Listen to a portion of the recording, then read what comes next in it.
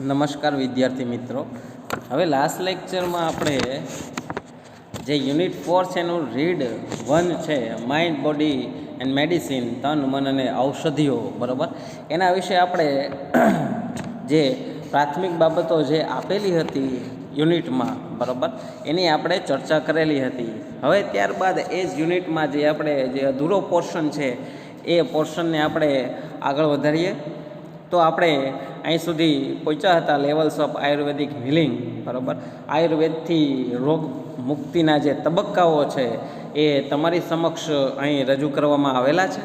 તો એ આયુર્વેદથી રોગ મુક્તિના જે તબક્કાઓ છે ત્યાંથી આપણી આજની વાત આગળ વધારીએ. Ayurveda recognizes 4 primary levels of healing. Ayurveda છે એ રોગ મુક્તિના 4 જે પ્રાઇમરી લેવલ્સ એટલે કે પ્રાથમિક તબક્કાઓ છે અહીંયા તમારી સમક્ષ એને સમજાવે છે. પ્રથમ છે ડિસીઝ ટ્રીટમેન્ટ એટલે કે રોગની સારવાર.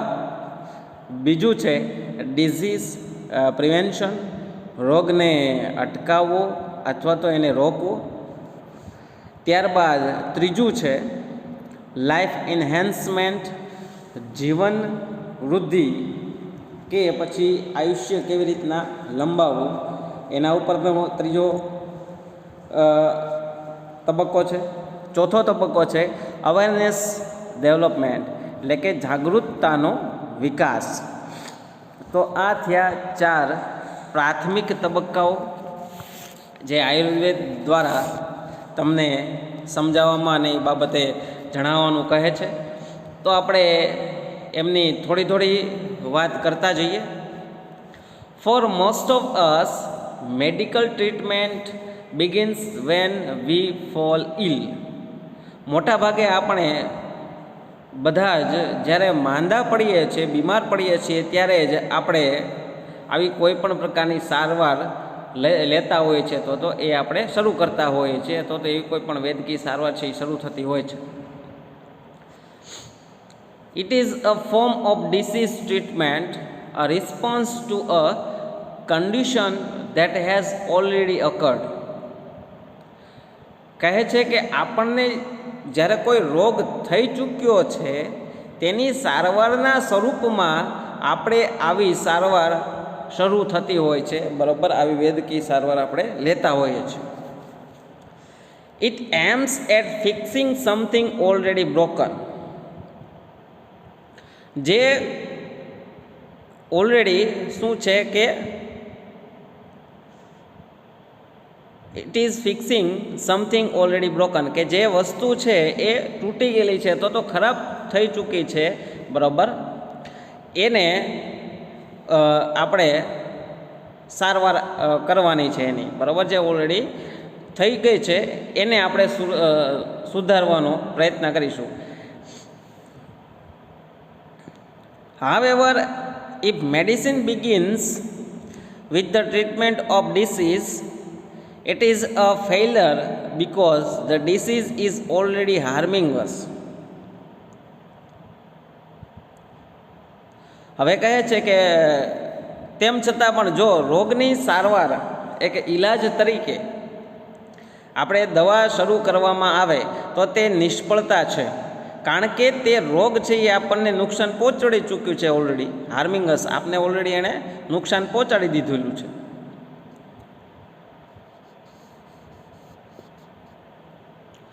At this late stage, we are left with no option but using drugs and surgery, which may have many side effects in the long run. આ અંતિમ તબક્કે આપણી પાસે દવાઓ અને શસ્ત્રક્રિયા એટલે કે ઓપરેશન્સ સિવાયનો કોઈ બીજો વિકલ્પ બચતો જ નથી, અને લાંબા ગાળે આપણે તેની ઘણી આડઅસરો પણ અનુભવતા હોઈએ છીએ.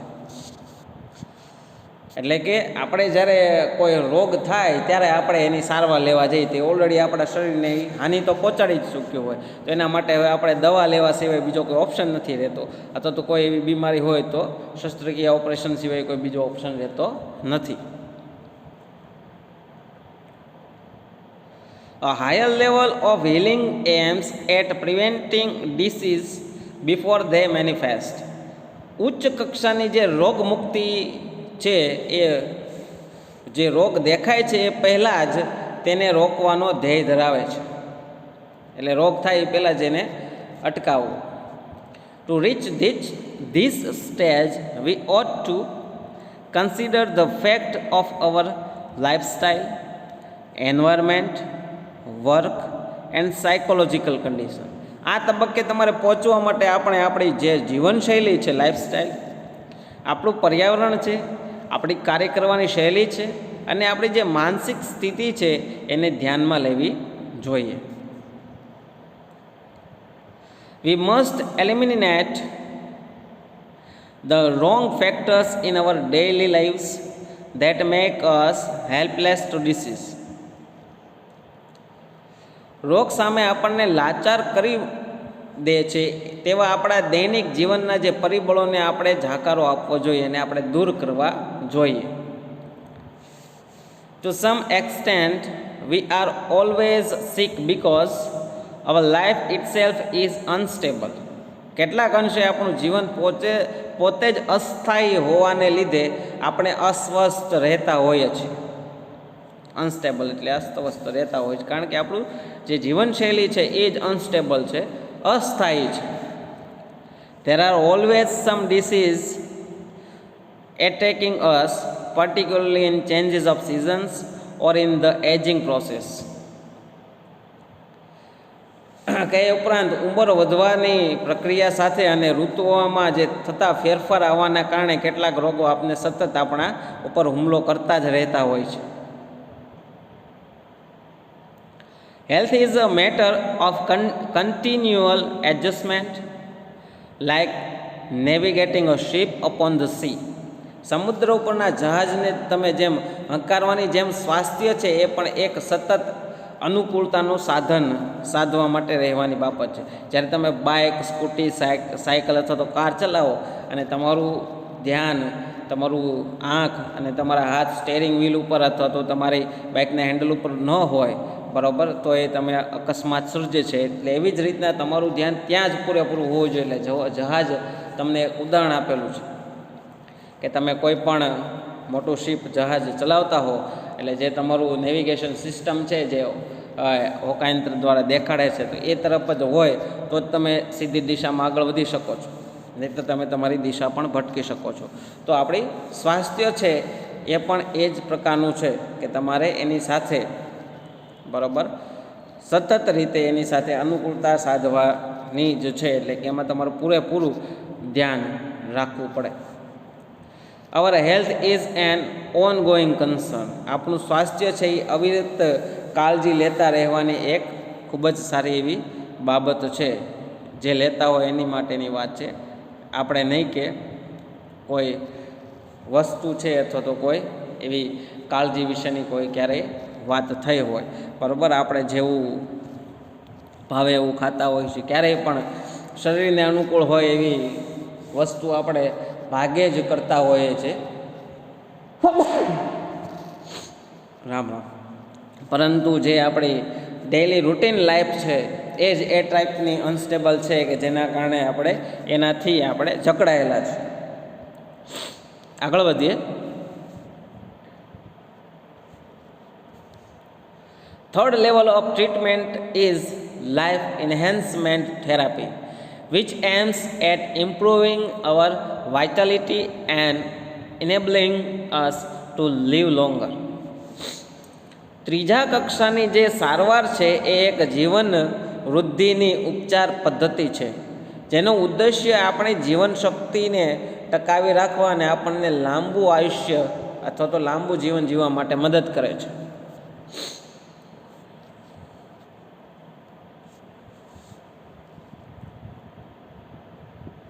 It does not merely prevent disease but shows us how to increase our positive energy. તે માત્ર રોગ થતો જ અટકાવતા નથી, પરંતુ આપણી હકારાત્મક ઉર્જા છે એ કેવી રીતના વધારી શકાય તે પણ દર્શાવે છે. It does not however, Ayurveda aims at creating health, avoiding disease and helping us live longer. એ ઉપરાંત આયુર્વેદનું લક્ષ્ય એ છે કે આપણું આરોગ્ય છે એ જળવાઈ રહે, રોગ નિવારી શકાય આપણાથી, અને આપણે દીર્ઘ જીવન એટલે કે લાંબુ જીવન જીવતા રહીએ. બરાબર, આ આયુર્વેદનો એક મુખ્ય એનો એમ છે, હેતુ છે. The fourth level of Ayurveda healing is awareness development. આયુર્વેદની ચોથી કક્ષાની જાગૃતતા એ આપણી જાગૃતતાને વિકસાવવાની છે. કારણ કે જો વ્યક્તિ જાગૃત હશે તો એ પોતાના સ્વાસ્થ્યને સારી રીતે સ્ટેબલ રાખી શકશે. This requires a spiritual approach to life. આ માટે આપણે જીવન પ્રત્યે આધ્યાત્મિક અભિગમ પણ સ્પિરિચ્યુઅલ એપ્રોચ પણ જરૂરી છે. બરાબર, કોઈ પણ તમે ધર્મમાં તમે જોડાયેલા હો, એમાં તમે કોઈ પણ દેવી દેવતા હોય અથવા તો તમે તમારી રીતના જે પ્રાર્થના ઉપાસના કરતા હો, તો એ પણ આયુર્વેદ છે એમાં એ બાબતની પણ જરૂર છે. To be healthy is important, but health is not an end in itself. તંદુરસ્ત રહેવું એ અગત્યનું છે, પરંતુ તંદુરસ્તી આપણા પોતાનામાં જ એક અંત નથી. એ પોતે એક અંત નથી તંદુરસ્તી. એ ઉપરાંત પણ ઘણી બધી બાબતો હોવી જોઈએ. It is not enough merely to prolong our lives and have a better energy to do the things we want.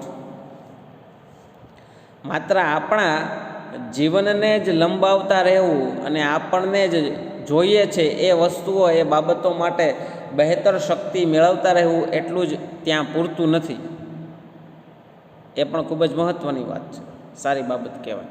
માત્ર આપણે જે વસ્તુ ગમે છે, જે વસ્તુ જોઈએ છે એને જ આપણે મેળવીએ એ માટે આપણે શું કહે સંપૂર્ણ સ્વસ્થ રહીએ, આપણી અંગત કોઈ લાલચના કારણે, તો ત્યાં જ એ વસ્તુ મહત્ત્વની નથી.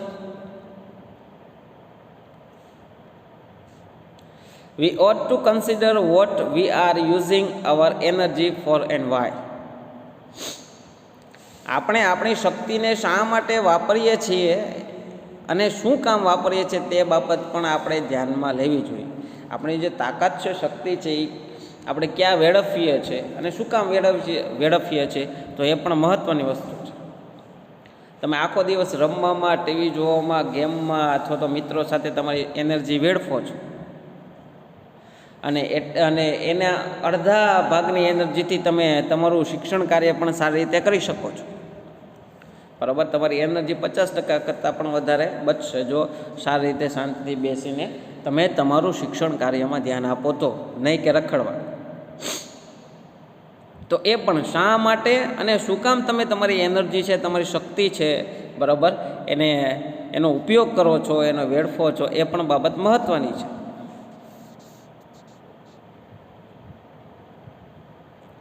The quality of our awareness is the real fruit of all that we do. જે આપણી જાગૃતતાની ગુણવત્તા જ આપણે જે કાંઈ કરીએ છીએ તેનું એક સાચું ફળ છે.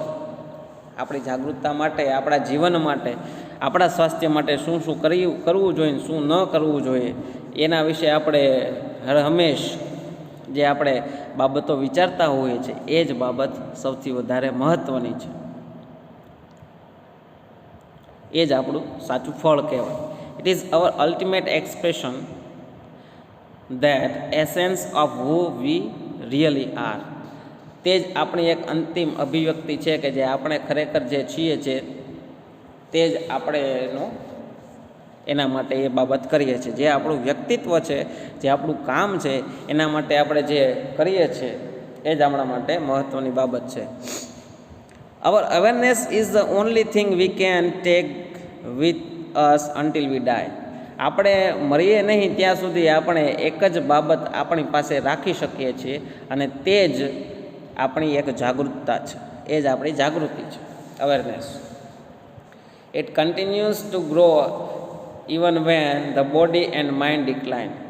આપણું શરીર અને મન જ્યારે પણ સાથ છોડી દે છે ત્યારે પણ તે જાગૃતતા આગળ વધતી જ રહેવાની છે. એટલે જેમ આપણું શરીર જીર્ણ થાય, આપણે યાદશક્તિ મંદ પડે, પરંતુ જે આપણી જાગૃતતા છે એ હર હંમેશ સુધી આપણી સાથે જ રહેવાની છે. તમે એક સારી ટેવ પાડી હોય આજીવન માટે, તો એ કદાચ તમારું શરીર સાથ ન આપે અમુક એવા ઉંમરના પડાવ ઉપર, તો એ તેમ છતાં એ જાગૃતતા છે એ તમને 100% ત્યારે સપોર્ટ કરશે. Thus it is our greatest aid in the aging process. આ જ આમ જ તે ઉંમર વધવાની પ્રક્રિયામાં આપણો મોટામાં મોટો એક સહારો છે. તમે એક સારી બાબત, એક સારી એવી ટેવ પાડી હોય તમારા જીવનમાં, તમારા સ્વાસ્થ્યને લગતી, તમારા વિચારોને લગતી, અથવા તો તમારા દૈનિક કાર્યને લગતી, બરાબર, તો એ તમે ઉંમર તમારી જેમ વધતી જશે, તમારું શરીર જીર્ણ થતું જશે, ત્યારે પણ એ જે તમારી એક સારી એક એવી બાબત છે એ તમને હર હંમેશ માટે એ પૂરેપૂરો સહારો પૂરો પાડશે અને એ તમને 100% મદદ પણ કરશે. તો એ બહુ સારી બાબત કહેવાય તમારા માટે અને બધા માટે, અને ઇવન તમારા લાંબા આયુષ્ય માટે પણ ખરા. પહેલાંના સમયમાં તમે જોયું હશે, સાંભળ્યું પણ હશે કે પહેલાંના સમયમાં માણસો છે એ 100 વર્ષ સુધી જીવન જીવતા હતા, બરાબર. તો એવું પણ તમે જોઈ શકો છો, સમજી શકો છો, અને એવું વિચારી પણ શકો છો કે ભાઈ ત્યારનું ખોરાક, ત્યારની બધા માણસોનું લાઈફસ્ટાઈલ, ખાસ કરીને, બરાબર, જે કુદરત સાથે જોડાયેલા માણસો હતા, તો એના કારણે એ પોતાનું જીવન છે, આયુષ્ય છે, લાંબા સમય સુધી એ ટકાવી રાખતા. તો એ ખૂબ જ બાબત મહત્ત્વની છે દરેક એક વ્યક્તિ માટે. This is the ultimate goal of Ayurveda, which aims at releasing us from all sorrow and suffering. આપણને તમામ માનસિક દુઃખ અને પીડામાંથી મુક્તિ અપાવવી એ જ આયુર્વેદનો એક અંતિમ ઉદ્દેશ્ય છે. જો એને આયુર્વેદને તમે 100% સમજી અને 100% એને અનુસરો તો એમાં એક પરેજી, એક તમારી એક કટિબદ્ધતા એ ખૂબ જ મહત્ત્વની છે. નહીં કે ભાઈ મેં આયુર્વેદિક ઉપચાર અથવા આયુર્વેદિક કોઈ એવી ટ્રીટમેન્ટ છે, બરાબર, સારવાર છે, એને હું આજે અપનાવું છું ને કાલે છોડી દઉં છું, ફરી પાછો અપનાવું, એમ નહીં. એને તમારે તમારી રૂટીન લાઈફમાં એને વણવી પડે, તો જ તમે એને લાંબા ગાળે તમે એની અસર છે, એની જે એક પોઝિટિવ અસર છે, બરાબર, એને તમે અનુભવી શકો.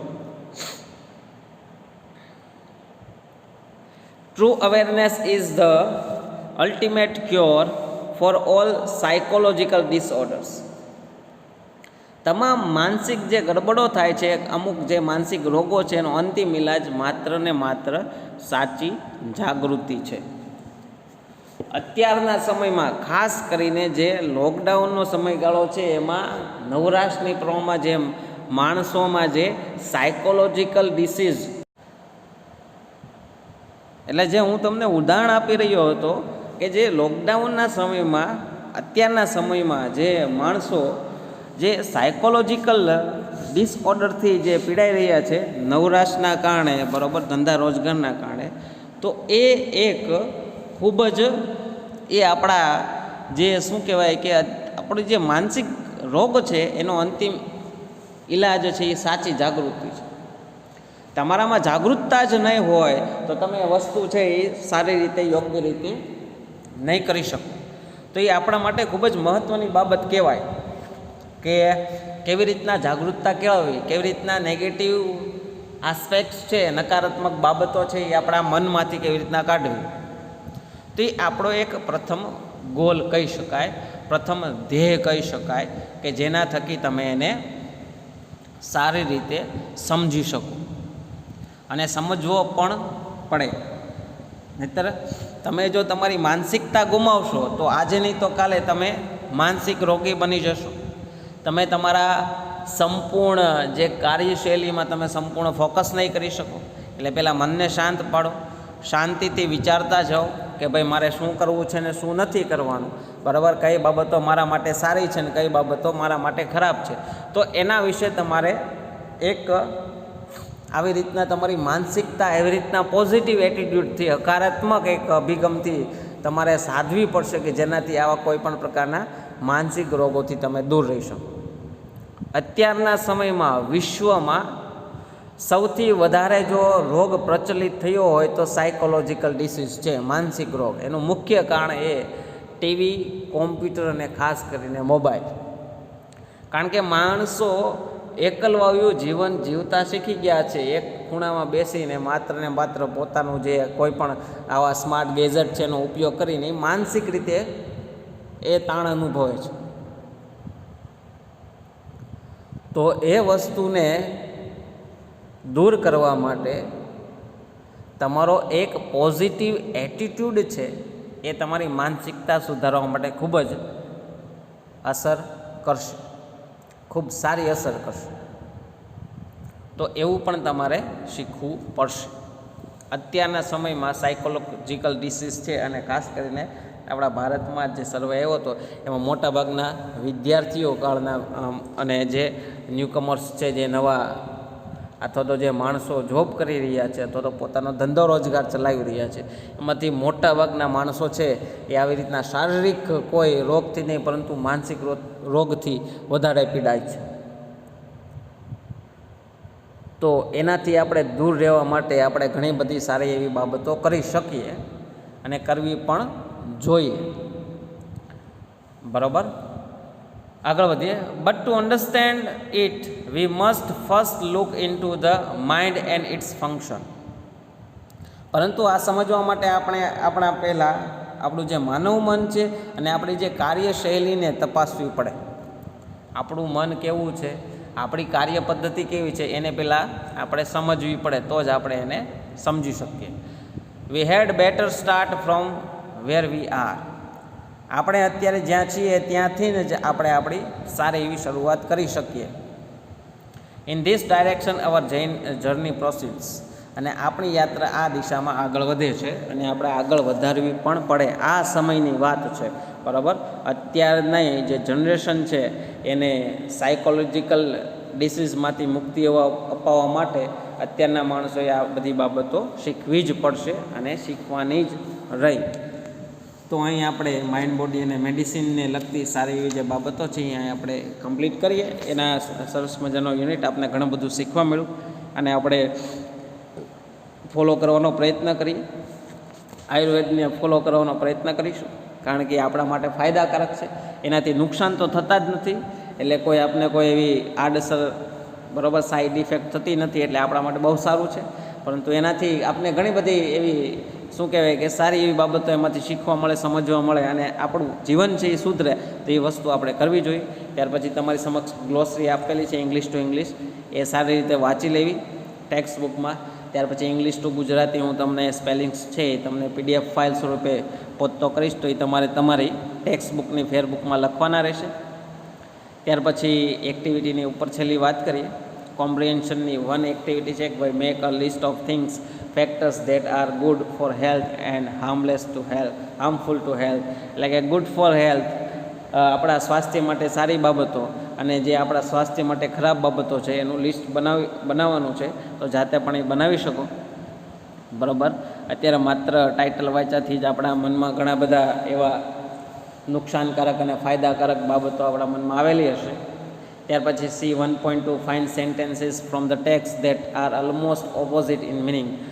ટેક્સ્ટ બુક એટલે કે જે આપણે યુનિટમાં ભણ્યા એમાં જે નીચેના વિધાનો છે એનાથી તદ્દન વિરોધ અર્થ દર્શાવતા વાક્યો છે શોધીને લખવાના છે.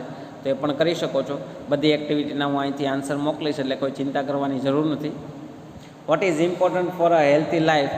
List any 3 ideas from the lesson. આપણા સ્વસ્થ જીવન માટે કઈ કઈ બાબતો મહત્ત્વની છે અને ઓછામાં ઓછા 3 વિચારો છે એ તમે આપણા લેસન છે આ યુનિટમાંથી તમે લખો, બરાબર. તો એ પણ એના પણ આન્સર હું તમને મોકલીશ. તેમ છતાંય તમે જાતે પણ શોધીને લખી શકો છો. લખવાની જો કોઈ જરૂર નથી, પરંતુ વાંચજો. ખાસ કરીને જે હું તમને આન્સર મોકલું એ physical and psychological diseases are interconnected with each other. Write 4 arguments supporting this statement. કહે છે કે શારીરિક અને માનસિક રોગો છે એ એકબીજા સાથે સંકળાયેલા છે. એને લગતા ચાર સંવાદો છે તમારે આને એ વિધાન છે બરાબર એને સાર્થક કરે છે એવા ચાર વિધાનો લખવાના છે. એક એક્ઝામ્પલ આપેલું છે કે physical disease disturbs the emotion and weakens our senses.